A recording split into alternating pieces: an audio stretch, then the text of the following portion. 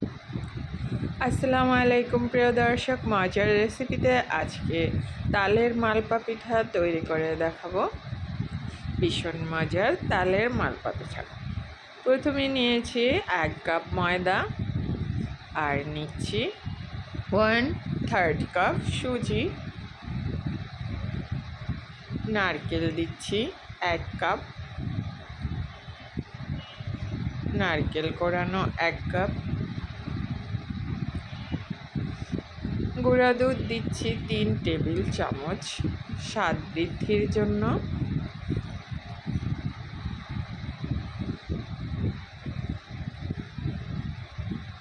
তাল দিচ্ছি, এখানে একটা তাল রয়েছে, আর একটা তালের পুরাটাই আমি দিচ্ছি। আর সব কিছুর সাথে তাল মিলিয়ে মিশিয়ে নিচ্ছি।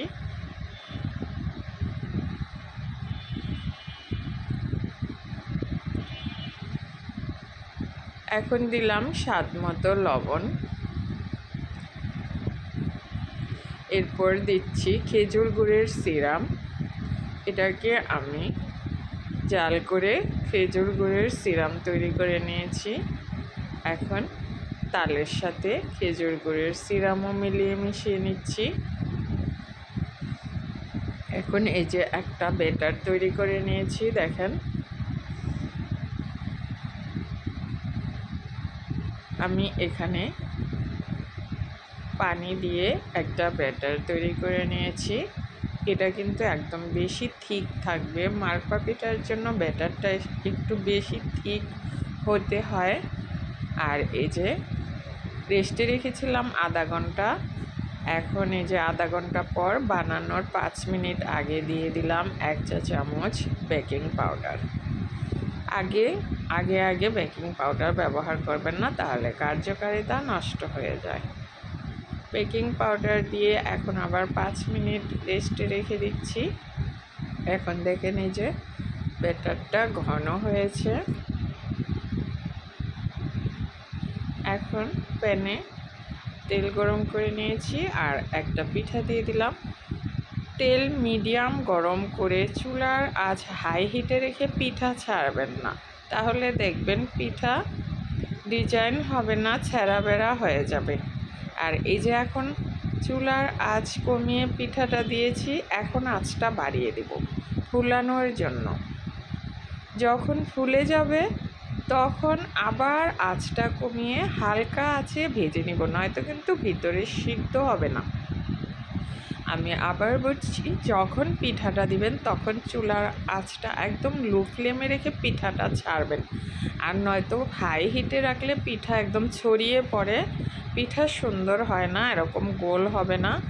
এই যে এখন একটা যখন ফুলে উপরে উঠে এসছে, তখন আবার আরেকটা চুলার আঁচ কমিয়ে আবার আরেকটা দিয়ে দিলাম। এখন আবার বাড়িয়ে দিয়েছি চুলার আঁচ।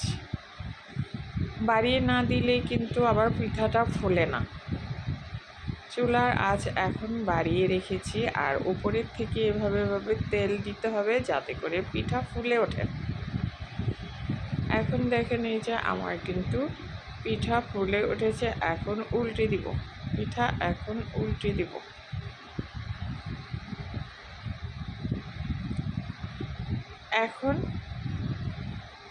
এখন চুলার আঁচ আবার কমিয়ে দেব। এই পর্যায়ে চুলার আঁচ কমিয়ে দেব, কারণ আমার পিঠা ফুলে গেছে।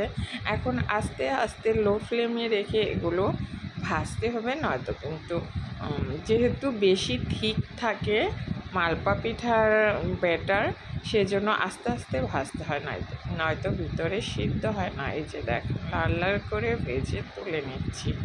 সময় নিয়ে পিঠাগুলোকে ভাজতে হবে। এই যে দেখেন আমি আরও দিয়েছি ভাজার জন্য। যেভাবে বললাম সেভাবে করবেন, তাহলে দেখবেন পিঠা ফুলবে, সুন্দর মতো পিঠা ফুলবে। আর অনেক বেশি থিকনেসটা বাড়িয়ে রাখতে হয়। এই যে দেখেন সবগুলো পিঠা আমি এভাবে ভেজে নেব। এই যে এখন কিন্তু আমি চুলার আঁচ কমিয়ে পিঠাটা ছাড়লাম। এখন যখন ফুলে তখন এখন আবার দিয়ে আবার আঁচটা বাড়িয়ে দিয়েছি। ওই যে দেখেন, আঁচ বাড়িয়ে দিলে তারপর পিঠাটা ফোলে। এখন যখন ফুলা শেষ হয়ে যাবে তখন আবার আঁচটা কমিয়ে দেব। এই যে পিঠা ফুলে গেছে, পিঠার উপরে এভাবে তেল দিবেন, দেখবেন পিঠা ফুলে উঠবে। পিঠা ফুলে গেছে, এখন উল্টে দিচ্ছি। এখন এই যে এটা উপরে উঠিয়ে রাখলাম আরেকটা পিঠা দেওয়ার জন্য। এখন আবার চুলার আঁচ কমিয়ে দিলাম। একটু টেকনিক করে পিঠাগুলো ভাজলে ভাজা সুন্দর হয়।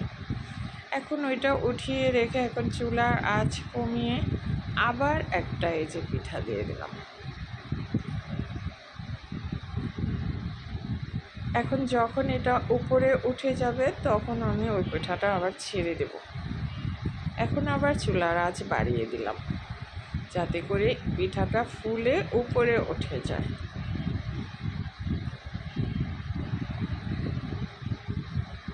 আপনাদের সুবিধার্থে আমি 2 বার ভেজে দেখিয়ে দিলাম।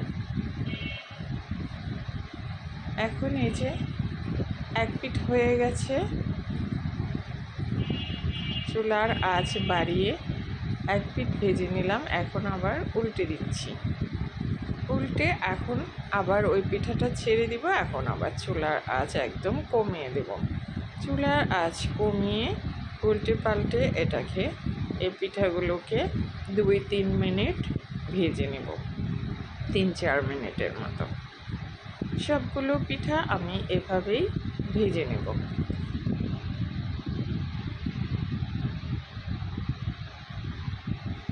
দেখেন কত সুন্দর ফুলেছে।